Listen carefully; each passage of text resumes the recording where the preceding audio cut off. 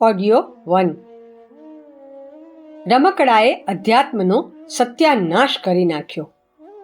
લેખક પંડિત શ્રીરામ શર્મા આચાર્ય. રમકડાએ અધ્યાત્મનો સત્યાનાશ કરી નાખ્યો. ગાયત્રી મંત્ર મારી સાથે સાથે. ઓમ ભૂર્ભુવઃ સ્વાહા તત્સવિતુર્વરેણ્યં ભર્ગો દેવસ્ય ધીમહિ ધિયો યો નઃ પ્રચોદયાત. મિત્રો, આપણે આ શું કરી નાખ્યું? અજ્ઞાનને વશ થઈને આપણે એ ધર્મ ઉપર કુહાડો ઝીકી દીધો અને તેને કાપીને ફેંકી દીધો. એનો ઉદ્દેશ્ય એ હતો કે આપણે પાપથી ડરવું જોઈએ અને શ્રેષ્ઠ કાર્યો કરવા જોઈએ. જે દિવસે ગંગા પ્રગટ થઈ એ જ દિવસે આપણે પાપોનો ડર છોડી દીધો. ગંગામાં નહાઓ અને પાપોનો નાશ કરો. સારું સાહેબ, ચાલો, એક ડર તો દૂર થયો. હજુ બીજો એક ઝઘડો બાકી રહ્યો છે. તે કયો છે? શ્રેષ્ઠ કામ કરો, ત્યાગ કરો, બલિદાન આપો, સમાજ સેવા કરો તથા અમુક કામ કરો. પણ આ બધાનો નાશ કોણે કરી નાખ્યો? બેટા, એમનો નાશ સત્યનારાયણ સ્વામીએ કરી નાખ્યો અને મહાકાળના મંદિરે કરી નાખ્યો. આ રમકડાઓએ નાશ કરી નાખ્યો. આ રમકડાઓને જુઓ અને વૈકુંઠ જાઓ. અધ્યાત્મનો સત્યાનાશ થઈ ગયો. અધ્યાત્મ દુષ્ટ થઈ ગયું, ભ્રષ્ટ થઈ ગયું. ભ્રષ્ટ અને દુષ્ટ અધ્યાત્મને આપણે અપનાવીએ છીએ અને પછી આશા રાખીએ છીએ કે એનાથી આપણને લાભ થવો જોઈએ, ચમત્કાર થવો જોઈએ, વરદાન મળવા જોઈએ અને સ્વર્ગની સીડી પ્રાપ્ત થવી જોઈએ. સર્વત્ર અધ્યાત્મની લાશ છે. સાથીઓ, આવું કઈ રીતે બની શકે? તમે નાસ્તિકતાનું ખૂબ જ ખરાબ અને ગંદુ સ્વરૂપ અપનાવ્યું છે. આમાં આધ્યાત્મિકતાના મૂળ સિદ્ધાંતોનો છેદ ઉડાડી દેવામાં આવ્યો છે. કર્મકાંડોની લાશ એટલી બધી સડી ગઈ છે કે તે ફૂલીને બમણી કે 3 ગણી થઈ ગઈ છે. સડેલું અધ્યાત્મ આપણને 14 માળના મંદિરોમાં જોવા મળે છે અને એવું માનવામાં આવે છે કે હજુ જો બીજા 14 માળ બની ગયા હોત તો આપણે સીધા વૈકુંઠ પહોંચી જાત અને ભાડાનો ખર્ચો પણ ના કરવો પડત. આધ્યાત્મિકતાની લાશ અખંડ કીર્તનોના માધ્યમથી અને ભંડારાઓના માધ્યમથી એટલી ફેલાતી અને સડતી જાય છે કે આપણને ખબર પણ નથી પડતી કે અધ્યાત્મ હવે સાવ સડી ગયું છે, અધ્યાત્મ મરી ગયું છે, તેનો પ્રાણ નીકળી ગયો છે. આજે માત્ર અધ્યાત્મની લાશની જ બોલબાલા છે. લોકો અધ્યાત્મની લાશને લઈને જ ફરે છે. મેં ગાયત્રીની તપ સાધના કરી. મિત્રો, આવા સમયે તમારે અહીંયા આવવું પડ્યું. ગાયત્રી ઉપાસના પાછળ મારું સમગ્ર જીવન ખર્ચાઈ ગયું. ગાયત્રી ઉપાસના મારા જીવનનો પ્રાણ છે. તેના માટે હું જીવીશ અને તેના જ માટે મરીશ. એના માટે મેં મારી ભર યુવાની ન્યોછાવર કરી દીધી. બીજા લોકો જુવાનીમાં અનેક જાતની ઈચ્છાઓ કરે છે. એ જમાનામાં દરરોજના 6 કલાકના હિસાબે 24 વર્ષ સુધી 15 વર્ષની ઉંમરથી શરૂ કરીને 40 વર્ષની ઉંમર સુધી જમીન પર સૂઈ ગયો. છાશ અને જવની રોટલી સિવાય ત્રીજી કોઈ વસ્તુ ખાધી નથી. મીઠાને હું 24 વર્ષ સુધી અડક્યો પણ નથી. ખાંડ કેવી હોય છે તેની 24 વર્ષ સુધી કોઈ ખબર પડી નથી. દાળ શાક કોને કહે છે તે મેં જાણ્યું નથી. આ બધું ગાયત્રી ઉપાસના માટે કર્યું હતું. લોકો મને પાગલ ગણતા. હું પૈસા કમાઈ ના શક્યો, વિષય ભોગ ભોગવી ના શક્યો, જમીર પર પડી રહ્યો, ખાવાનો સ્વાદ લઈ ના શક્યો, ઇન્દ્રિયોને તૃપ્ત ના કરી શક્યો, યશ ન મેળવી શક્યો, સન્માન પ્રાપ્ત ના કરી શક્યો. જે ગાયત્રી મંત્ર માટે મેં મારું જીવન ન્યોછાવર કરી દીધું તે એવી મહત્વપૂર્ણ શક્તિ છે કે તે મનુષ્યમાં દેવત્વનો ઉદય કરી શકે છે અને મનુષ્ય પોતાના આ જ જીવનમાં સ્વર્ગ જેવો આનંદ લઈ શકે છે. આ ઉપાસનાની મજાક ના કરો. મિત્રો, આવી મહત્વપૂર્ણ શક્તિ, ચમત્કારોની દેવી, જ્ઞાનની દેવી, વિજ્ઞાનની દેવી, સામર્થ્યની દેવી ગાયત્રી માતાનું અનુષ્ઠાન કરવા માટે હું તમને શિબિરોમાં બોલાવું છું. મને બહુ ભાવના હતી કે આ શિબિરોમાં હું લોકોને અનુષ્ઠાન કરવા બોલાવું, પણ શું કરું? તમે તો મને અનેક રીતે હેરાન પરેશાન કરો છો. મારું માનસિક સમતોલન દગાવી નાખો છો. તમે શાંતિકુંજને ધર્મશાળા બનાવી દો છો. તમે એને અન્ન ક્ષેત્ર બનાવી દો છો અને જે લોકોને અધ્યાત્મ સાથે, ઉપાસના સાથે કે અનુષ્ઠાન સાથે કોઈ સંબંધ નથી એવા લોકોને અહીં લઈ આવો છો. તમે અહીં ભીડ ખડકી દો છો અને અહીંનું અનુશાસન બગાડી નાખો છો. એ લોકો ડગલે ને પગલે મને હેરાન કરે છે અને સતત અવજ્ઞા કરે છે. એકના બદલે 5 લોકો આવી જાય છે. ગઈકાલે એક માણસ આવ્યો અને કહ્યું કે સાહેબ, હું અનુષ્ઠાન કરી શકું એમ નથી. હું તો મારી પત્નીના કારણે અહીં આવ્યો છું. અમારે સંતાનો થતા નથી, તેના લીધે અહીં આવ્યા છીએ. અનુષ્ઠાન સાથે અમારે કોઈ લેવા દેવા નથી. અમારાથી કોઈ અનુષ્ઠાન નહીં થાય. તો બેટા, જો તારી પત્નીને સંતાન થવાનું હશે તો ત્યાં ધર્મશાળામાં જ થઈ જશે, અને નહીં થવાનું હોય તો અહીં પણ નહીં થાય. તું કાલે એને લઈને જતો રહે. મેં એને ભગાડી મૂક્યો. આવા લોકોથી સ્તર કેવી રીતે સુધરે? મિત્રો, હું ઈચ્છું છું કે સંસ્થાનો સ્તર તથા અનુષ્ઠાનોનો સ્તર સારો રહે, પણ હું શું કરી શકું? મેં તમને નિમંત્રણ પત્ર એટલા માટે મોકલ્યો હતો કે તમે ગમે ત્યાંથી ક્વોલિટીવાળા માણસોને શોધીને લાવશો. એમની મારે બહુ જરૂર છે. લોકો ફોર્મ ભરીને મંજૂરી મંગાવી લે છે, પરંતુ ક્વોલિટીવાળા માણસો આવતા નથી. એના લીધે મને ખૂબ દુઃખ થાય છે. હું કોને સમજાવું અને શું સમજાવું? મેં તમને નિમંત્રણ પત્ર એટલા માટે મોકલ્યો હતો કે કદાચ તમે સારા માણસો, ઉત્તમ માણસોને લઈ આવશો. પણ તમે આ શું કરી નાખ્યું? તમે તો સહેલાણીઓને ભેગા કરી લાવ્યા કે જે હરિદ્વારમાં ફરવા માટે આવ્યા છે. તેઓ ઋષિકેશ અને બદ્રી કેદાર જવા ઈચ્છે છે. એના માટે તમે અહીંયા ધામા નાખી દીધા. ક્યાં જાઓ છો? સાહેબ, બદ્રીનાથ જાઉં છું. ધામા ક્યાં નાખશો? શાંતિકુંજમાં. કેટલા દિવસ રહેશો? 10 દિવસ રહીશું. અહીં બહુ મજા પડશે. અહીં મફતમાં રહેવા મળે છે, અહીં સસ્તું ભોજન મળે છે, અહીં મફતમાં વરદાન પણ મળે છે. ચાલો, ગુરુજી પાસેથી આશીર્વાદ લઈ લઈશું. તમે આ શું કરી નાખ્યું? તમે સત્યાનાશ કરી નાખ્યો. નક્કામાં માણસો, ઘરડા, સડેલા, લૂલા લંગડા, કાણા કુબડા કે જે નથી અધ્યાત્મને સમજતા, નથી ભજનને સમજતા કે નથી પૂજાનો મતલબ સમજતા, તેઓ સહેલાણીઓની જેમ ફરવા માટે તથા મોજ મજા કરવા માટે હરિદ્વાર આવ્યા હતા અને તમે એમને અહીં લાવીને મારા માથે માર્યા. અણસમજુઓની ભીડ ના જોઈએ. બેટા, તમે આ કેવી આફત ઊભી કરી દીધી? તમે નકામા લોકોની ભીડ ભેગી કરી દીધી. એને જોઈને મને ગુસ્સો આવી જાય છે તથા શાપ આપવાની ઈચ્છા થઈ જાય છે. મેં શિબિરોનું આયોજન એટલા માટે કર્યું હતું કે એમાં સારા લોકો આવશે, સમજદાર લોકો આવશે, પણ તમે તો નકામા અને વાહિયાત લોકોને ભેગા કરીને તમાશો બનાવી દીધો. એટલા માટે જ મેં આવા લોકો પર, બાળકો પર તથા ઘરડા લોકો પર પ્રતિબંધ મૂક્યો છે કે જેથી નકામા લોકો ભેગા ના થાય અને અહીંનું વાતાવરણ ન બગાડે. ધર્મશાળાની જેમ શાંતિકુંજને પણ નરક ના બનાવી દે અને મને પરેશાન ના કરે. પણ તમે તો અહીં એવું જ કરી નાખ્યું. બેટા, હું જે નહોતો ઈચ્છતો એવી જ મુશ્કેલી તમે ઊભી કરી દીધી. ખેર, જે થઈ ગયું તે થઈ ગયું. આ સાધના ખૂબ શક્તિશાળી છે. મિત્રો, ગાયત્રી મંત્ર કેટલો શક્તિશાળી છે. હું ઈચ્છતો હતો કે એ શક્તિનો લાભ લેવા માટે મારા પછી બીજા લોકો પણ તૈયાર થયા હોત તો બહુ સારું. આજે કેટલાય લોકો ગાયત્રી મંત્રને ગાળો દે છે અને કહે છે કે મેં 3 વર્ષ સુધી ગાયત્રી મંત્રના જપ કર્યા પણ મને કોઈ ફાયદો ના થયો. મારી જેમ ગરદન ઊંચી કરીને લોકોને કહી શકે કે અધ્યાત્મ ખૂબ કામની વસ્તુ છે તથા તે બહુ ઉપયોગી છે, તે શક્તિશાળી અને ચમત્કારી છે, એવા લોકો જો મારા પછી તૈયાર થયા હોત તો મને ખૂબ આનંદ થાત.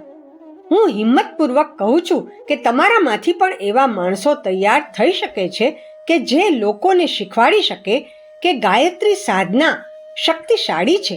સાચું અધ્યાત્મ કોને કહેવાય, ગાયત્રી શું છે, ઉપાસના કેવી હોવી જોઈએ અને ઉપાસનાના આધારો કયા કયા છે.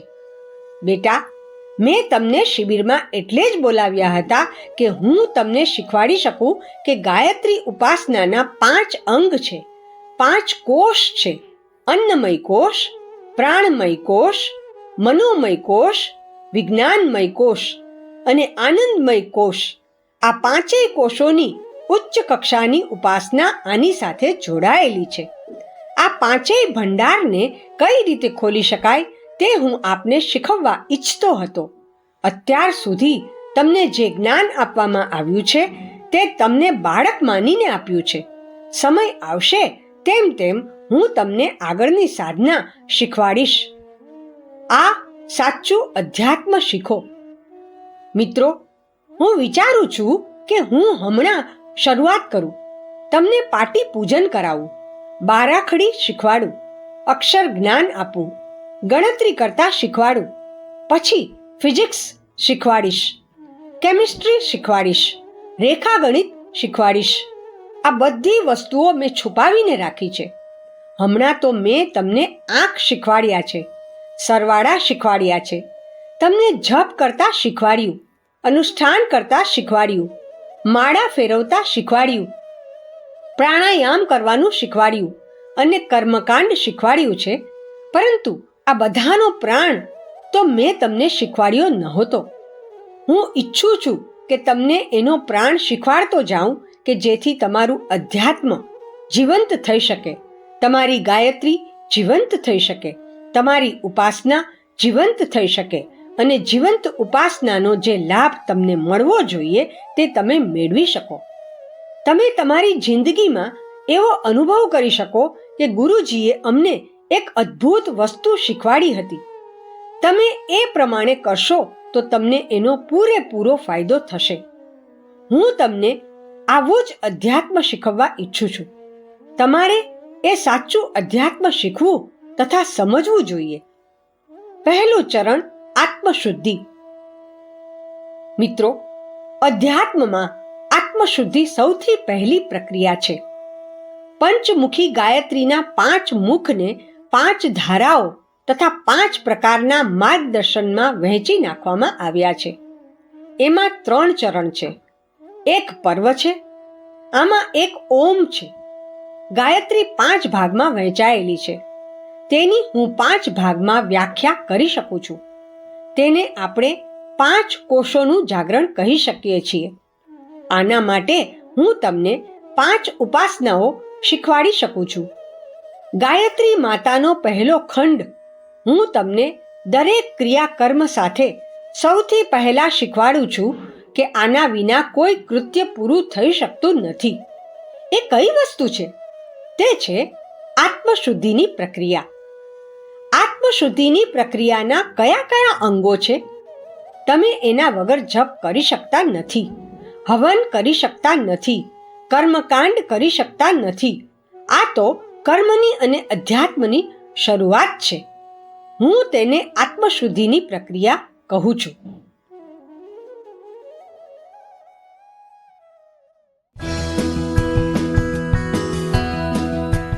ઓડિયો 2.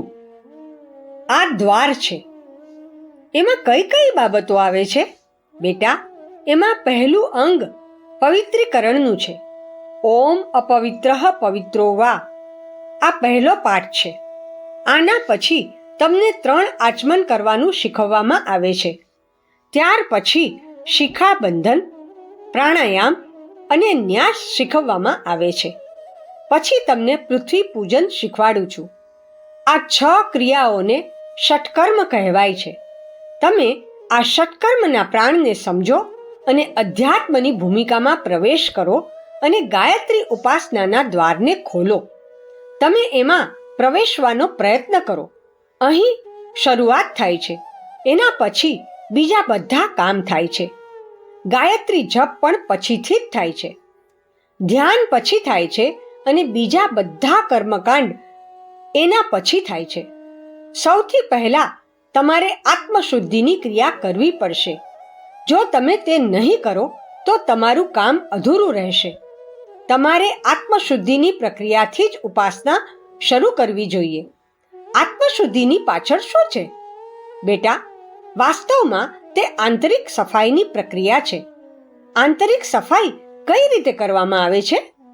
જે રીતે તમે જમીનમાંથી કાચું લોખંડ નીકળતું જુઓ છો, ભારે કાચી માટીનું નામ લોખંડ છે. ભારે માટી લોખંડ કેવી રીતે બની જાય છે? સ્ટીલ કઈ રીતે બની જાય છે?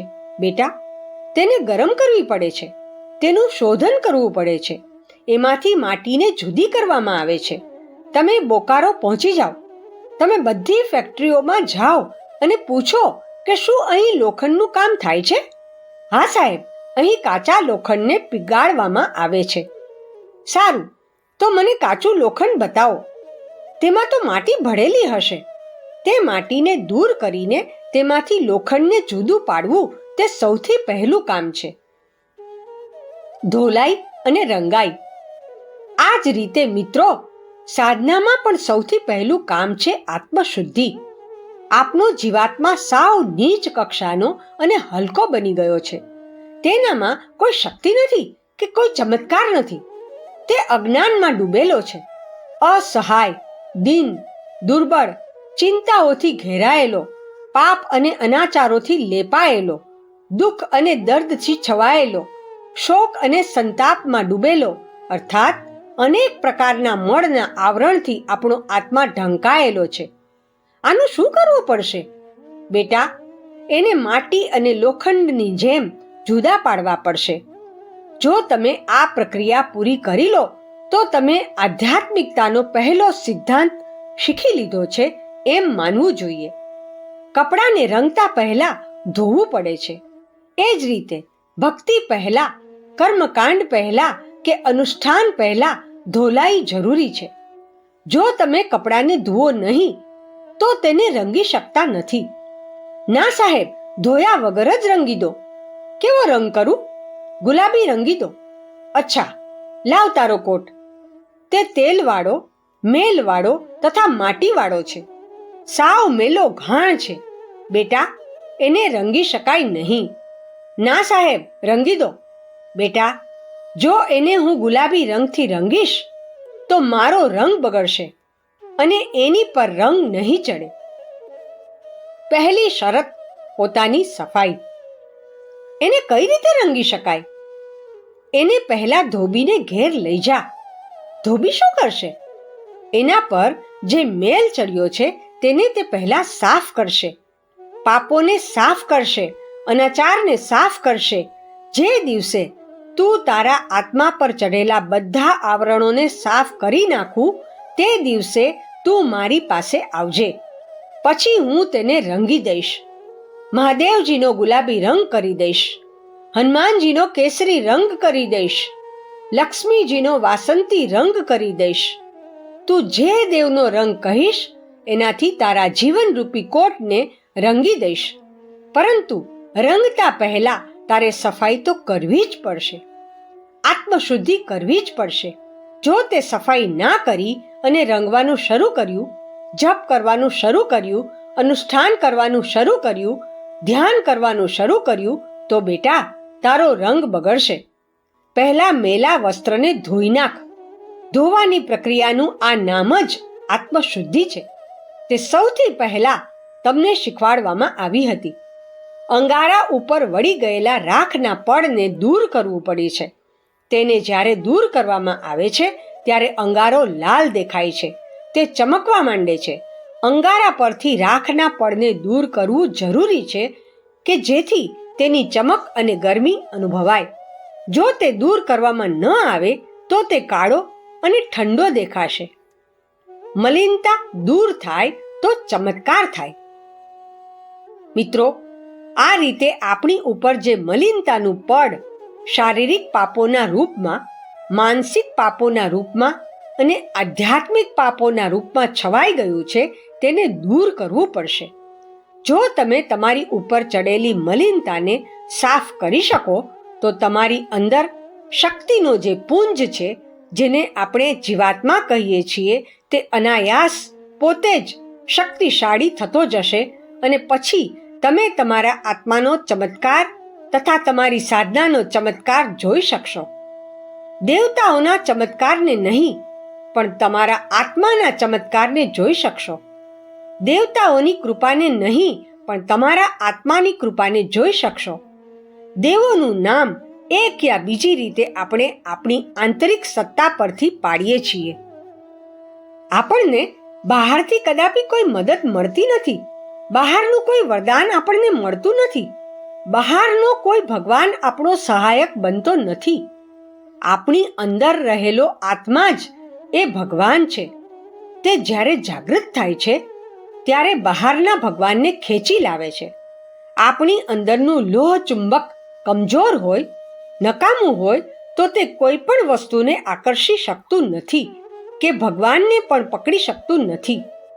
સિદ્ધિઓને પણ પકડી શકતું નથી. આશીર્વાદ મેળવી શકતું નથી.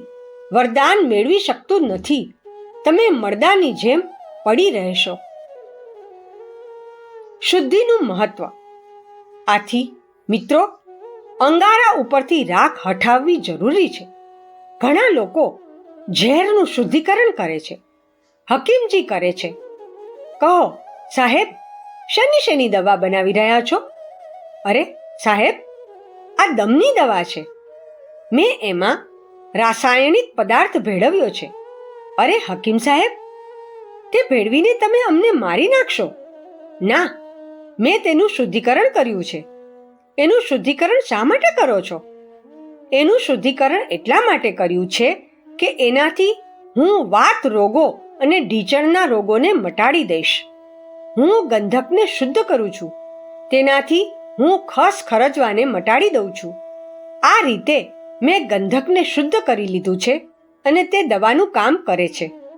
આ રીતે ઝેર પણ આપણા માટે ઉપયોગી બની જાય છે, અમૃત બની જાય છે. આ જ રીતે જો તમે પારાને શુદ્ધ કરી લો તો તે પારો રસાયણ બની જાય છે. ડિસ્ટિલ્ડ વોટર બનો. મિત્રો, પોતાની સફાઈ એ આત્મશોધનની પહેલી પ્રક્રિયા છે. અરીસા ઉપર જ્યારે ધૂળનું પડ ચડી જાય છે, મલિનતાનું પડ ચડી જાય છે, ત્યારે આપણને તેમાં આપણો ચહેરો દેખાતો નથી. જ્યારે તમે એ ધૂળનું પડ સાફ કરી નાખો છો ત્યારે તમને એમાં ભગવાન દેખાય છે, પૂજા દેખાય છે, ભક્તિ દેખાય છે, પોતાની મલિનતા દેખાય છે. દિલ કે આईने में है तस्वीर यार की, जब जरा गर्दन उठाई देख ली. મિત્રો, પોતાની મલિનતાને સાફ કરો અને તમારી અંદર ભગવાનના દર્શન કરો. તમારા આત્મારૂપી દર્પણની સફાઈ કરો. તમે ડિસ્ટિલ્ડ વોટરનો ઉપયોગ જાણતા હશો. ડૉક્ટર સાહેબ, કુનેન મિક્સચરનું એક ઇન્જેક્શન મૂકી દો. સારું, પાણી લાવો. અરે, આ પાણી થોડું ચાલે. આમાં તો કીટાણુ છે, જીવાણુ છે. જો હું આનું ઇન્જેક્શન મૂકીશ તો તમે મરી જશો. તો કયા પાણીથી ઇન્જેક્શન મૂકશો? ડિસ્ટિલ્ડ વોટરથી. ડિસ્ટિલ્ડ વોટર શેને કહે છે બેટા? એને કહે છે કે જે પાણીની વરાળ કરીને મેળવવામાં આવે છે.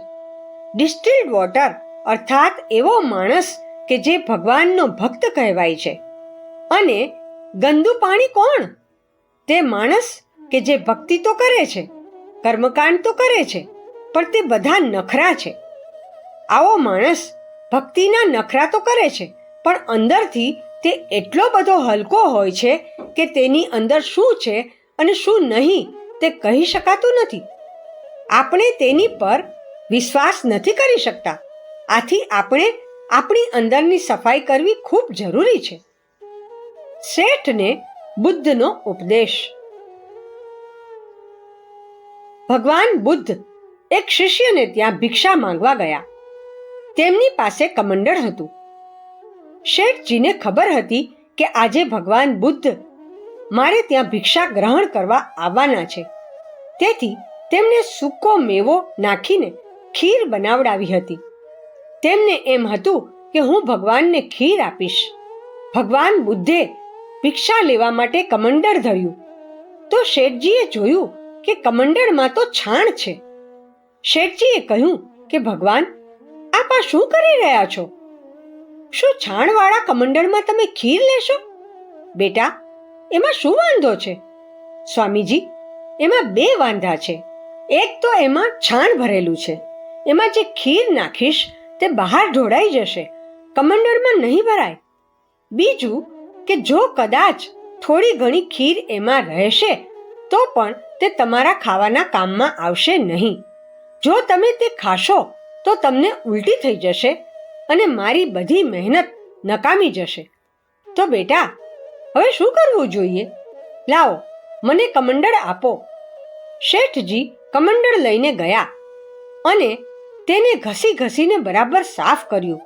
પછી એમાં ખીર રેડી અને બુદ્ધને પ્રાર્થના કરી કે ભવિષ્યમાં ગમે ત્યાં ખીર માંગવા જાઓ તો કમંડળ ધોઈને લઈ જજો, કે જેથી કોઈ તમને ભિક્ષા આપે તો એનો પૂરેપૂરો લાભ લઈ શકો અને આપનારનો શ્રમ તથા ધન સાર્થક થાય, આપનારની ભાવના સાર્થક થાય અને તમને જે મળ્યું છે તેનો તમે લાભ લઈ શકો.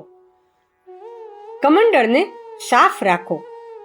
બુદ્ધ ભગવાને કહ્યું કે બેટા, તે મને ખૂબ સારો ઉપદેશ આપ્યો છે. હવેથી હું એવું જ કરીશ. તેઓ થોડીવાર ચૂપ રહ્યા. પછી બોલ્યા કે બેટા, આમાં એક કમી રહી ગઈ. તું સંત મહાત્માઓની સેવા કરે છે, ભગવાનનું ભજન કરે છે, તે શા માટે કરે છે?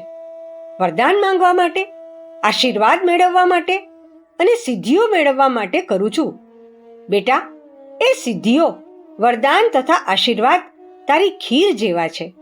ના મહારાજ, ખીર તો મેં 2 રૂપિયાની બનાવી હતી, પણ સિદ્ધિ તો બહુ મોંઘી હોય છે, ચમત્કાર બહુ મોંઘા હોય છે, ભગવાનનો પ્રેમ પણ બહુ મોંઘો હોય છે.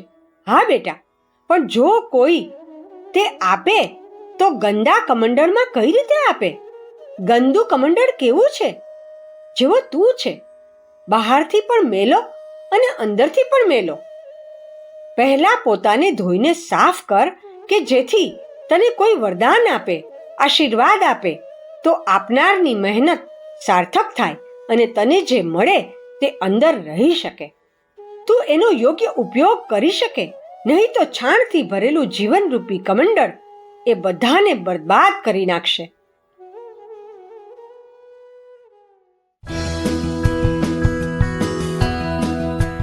ઓડિયો 3.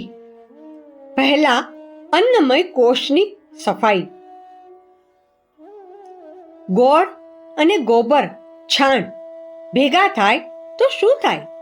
તે ન ખાવાના કામમાં આવે કે ન લીપવાના કામમાં આવે છે. આ શું લાવ્યા છો? આ તો ગોળ અને છાણ છે. ગોળમાં છાણ ભેળવીને લાવ્યો છું. બેટા, આ તો કોઈ કામમાં નહીં આવે. કેમ નહીં આવે? કારણ કે તે એ બંનેને ભેગા કરી દીધા છે. એનાથી જો તું લીપીશ તો માખો બળબણશે અને તારા પગ ચોંટી જશે. આના કરતાં તો તે ગોળ અને છાણને જુદા રાખ્યા હોત તો સારું થાત. છાણ આપણું જીવન અને અધ્યાત્મ આપણો ભગવાન છે. બેટા, આની સાથે જો આપણે ભગવાનની ભક્તિને જોડવા ઈચ્છતા હોઈએ તો એનાથી કોઈ ફાયદો નહીં થાય. આપણી બધી મહેનત માથે પડશે. તેથી સારું તો એ છે કે તમે તમારા કમંડળને પહેલા સાફ કરો. આ શિક્ષણ હું તમને શેમાં આપું છું? ગાયત્રીના પહેલા ચરણમાં હું એ શિક્ષણ આપું છું. ગાયત્રીનું પહેલું ચરણ, પહેલું શિક્ષણ, પહેલી ધારા, પહેલું સૂક્ત અને પહેલો પ્રયોગ હું તમને શીખવાડું છું. તે ગાયત્રીના 5 મુખોમાંનો એક છે. 5 કોષોમાંનો પહેલો કોષ છે. પહેલા કોષને અન્નમય કોષ કહે છે. તેની મલિનતાને દૂર કરો. જો એની મલિનતાને તમે દૂર નહીં કરો અને ખાવાનું ખાતા જશો, ગંદકીને અંદર રોકી રાખશો તો મરશો. તમને ખોરાક નહીં મળે. આપણી મલિનતાઓ જ મારશે. મિત્રો, જો તમે પોતાને સાફ કરીને નહીં આવો તો પછી તમને આધ્યાત્મિકતાનો ખોરાક નહીં મળે. કોઈ દેવી દેવતાનું વરદાન નહીં મળે. તમને કોઈ સિદ્ધ પુરુષની કૃપા નહીં મળે અને કોઈ આધ્યાત્મિક ચમત્કાર જોવા નહીં મળે. બેટા, આપણે કેટલાય કામ કરવા પડે છે, પરસેવો પાડવો પડે છે. જો આપણે પરસેવો બહાર ન કાઢીએ તો, પેશાબ ન કરીએ તો, શ્વાસ ના કાઢીએ તો, આ બધા દ્વારા આપણે આપણી અંદરની જે મલિનતાને બહાર કાઢીએ છીએ તે નહીં નીકળે.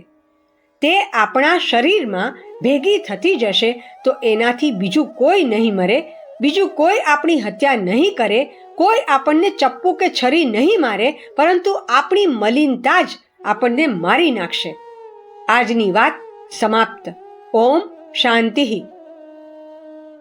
પહેલા પોતાનો સુધાર કરો. બધાને સુખી જીવન જીવવાની ઈચ્છા હોય છે, તે યોગ્ય અને સ્વાભાવિક છે. પણ જ્યારે આપણે આપણા દ્રષ્ટિકોણમાં રહેલી ત્રુટિઓને સમજીએ અને તેમને સુધારવાનો પ્રયત્ન કરીએ ત્યારે જ સુખી થઈ શકાય છે. સુધરેલા દ્રષ્ટિકોણથી ઓછા સાધનો અને મુશ્કેલ પરિસ્થિતિમાં પણ શાંતિ તથા સંતોષ જાળવી શકાય છે. ગરીબીમાં પણ લોકો સ્વર્ગ જેવો આનંદ ભોગવતા જોવા મળે છે. જો દ્રષ્ટિકોણ વિકૃત હોય તો સંસારના તમામ સુખ સાધનો આપણને સુખી નહીં કરી શકે.